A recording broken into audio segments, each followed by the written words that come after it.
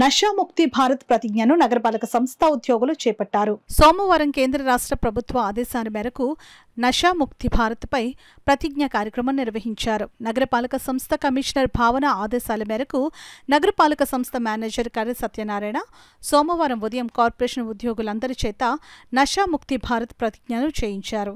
ఈ సందర్భంగా corporation manager కర్ర సత్యనారాయణ మాట్లాడుతూ డ్రగ్స్ నుండి దేశాన్ని విముక్తి చేయాలనే సంకల్పంతో కేంద్ర రాష్ట్ర ప్రభుత్వ ఆదేశాల మేరకు ఈ ప్రతిజ్ఞను చేయించడం జరిగిందని వివరించారు. ఈ కార్యక్రమంలో SCP Satyakumari, deputy commissioner Shekhar, health officer doctor Prithvicharan తదితరులు పాల్గొన్నారు. ప్రభుత్వ ఆదేశానుసారం ఈరోజు మన కార్పొరేషన్లోని స్టాఫ్ అందరి చేత డ్రగ్ ఫ్రీ గురించి ప్లెడ్జ్ చేయమన్నారు.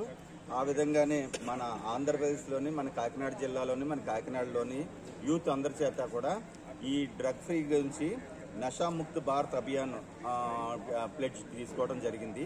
ఇది ప్రభుత్వాధికారులు చేయడం జరిగింది.